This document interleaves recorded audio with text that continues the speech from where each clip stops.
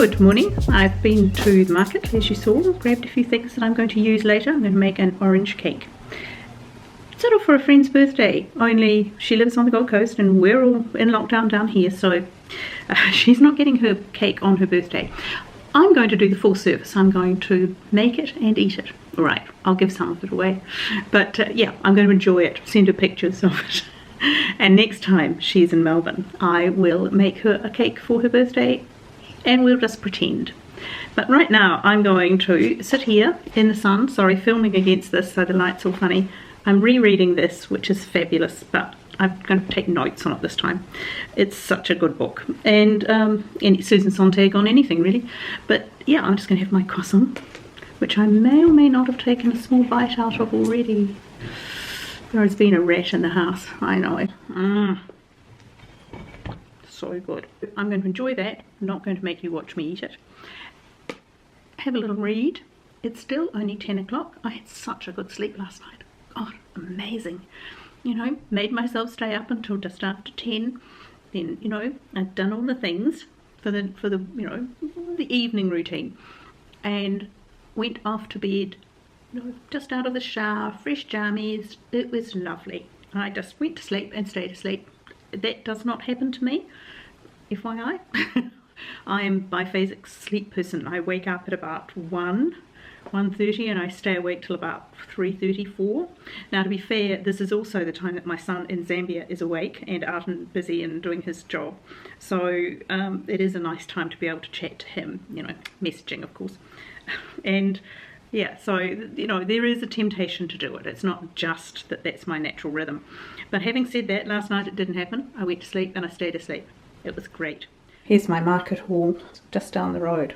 And it's great. Now the citrus, so the oranges and the lemons, that was $7. 3 trusses of tiny tomatoes, that was $12. The honey was $12. And the baguette and croissant were $9.50 together. So in total that's $40. It's actually, at the moment, it's probably cheaper than the supermarket. We've had a real price hike here. But even so, it's not cheap, but it's all good food and it's food I'll use, which is the most important thing, isn't it? It's time to bake. I'm going to make an orange cake.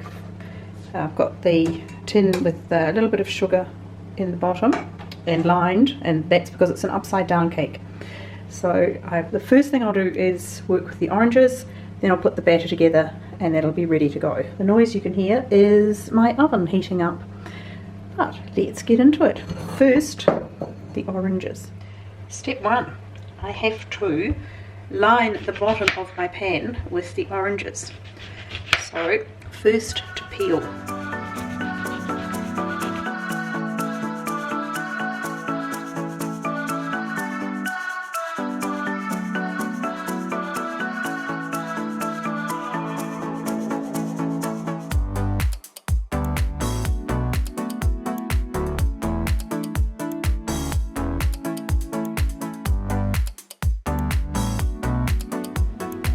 And here is the finished lined bottom of the cake tin that will become the top.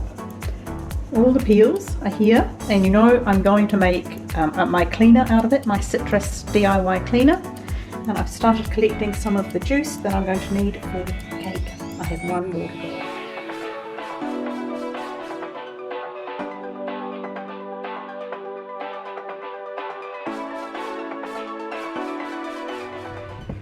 Now here I have 2 cups of plain flour. I'm just going to add half a cup of almond meal, which is just almond flour, which is going to stick. There we go. Then 2/3 of a cup of sugar. Quite a lot of sugar, but it is a cake. You can't hide from the sugar when you're making cakes. 2 teaspoons of baking powder. Now, I like to give that a good whisk, which is a little like sifting it, and because there are no lumps in it per se, but I'd like to just make sure that all of the dry ingredients are well blended before I add the wet ones. Half a cup of the orange juice. That's delicious just to start with. Half a cup of milk. and half a cup of oil, or in this case I've used butter because I didn't have a good plain low flavour oil. And then you mix that up.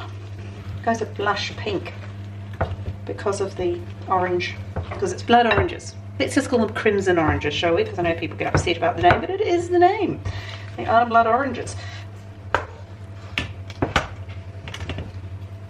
This is where I could do with somebody else filming for me, because at this point I feel like I need 2 hands. I have 2 hands, you know what I mean, 3 pairs of hands. Now that is ready for the oven. Well, that's in the oven for about 40 minutes, so I've set the timer for 35. Let's just see. I always find that I barely need the timer.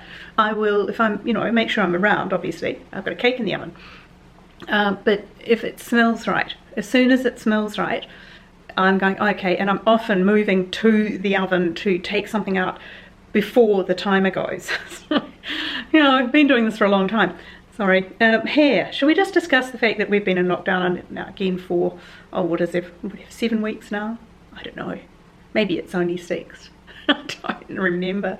I just know it's just never ending, really. So, yes, haircuts are obviously off, and I really do need to give my poor hair a really good solid Sunday night treatment, wrap it up in a towel and just let it sit for the evening before I have my shower.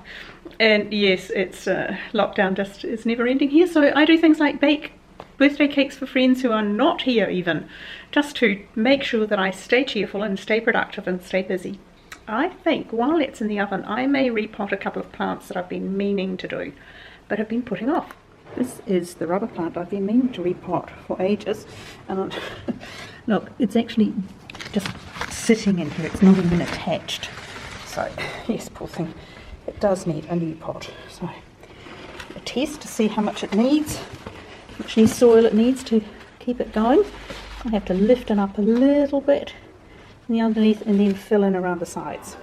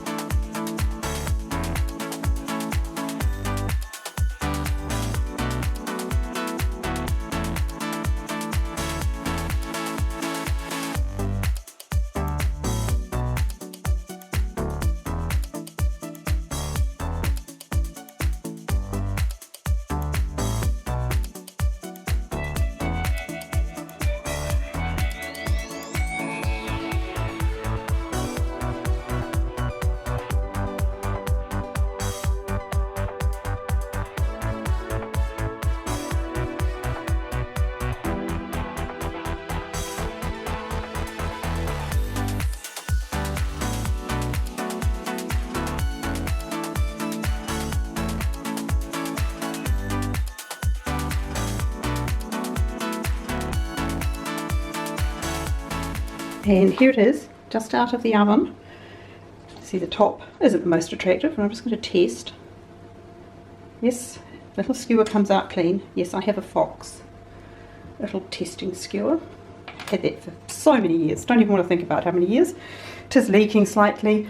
That's the joy of a springform pan, unless you line it completely, sort of like a boat. It can leak a bit, especially with something with the juice underneath it like this. Now I have to leave it to cool slightly anyway in the tin before I turn it out. And there it is, all finished and rather lovely. I was given this for my birthday back in March. Sorry Andy, I haven't done it. But I've been waiting for spring, and it's a little urban micro garden. These are little seeds to make the little microgreens that you just snip off and they keep coming back. So we've got rocket and radish and broccoli. Now I think I'll give them a little soak in water, and then see there's this sort of peaty mixture. It looks like peat. You can't tell inside the plastic. And that sits in here, and then this is its beautiful bamboo lid that actually fits onto this. Okay, so that makes, like, that's its little base. Now I wouldn't want to get too much water onto the bamboo, but it does drain, so I probably water it outside, wait till it drains, but this will protect whatever it's sitting on. I'm just going to have it on a windowsill to grow some greens. So I'll start by soaking these just in lukewarm water, just to see if they take up a little bit of water, just give them a little bit of a head start when I plant them. So these are the broccoli seeds. These are the radish ones. I know what they look like. They're the first seeds I would have ever planted, I suspect. When I was little, my dad would have said you can grow radishes. Start me off on my gardening life when I was, oh I don't know, three maybe?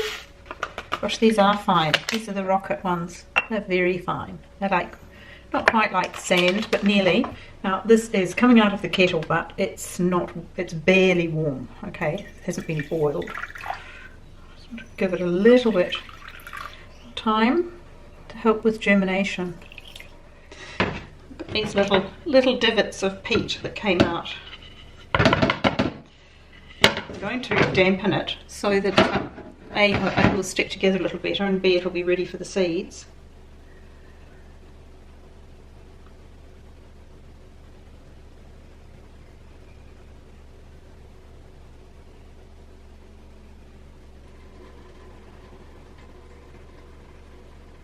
So I've soaked them and I've wet this peat seed raising mixture quite well.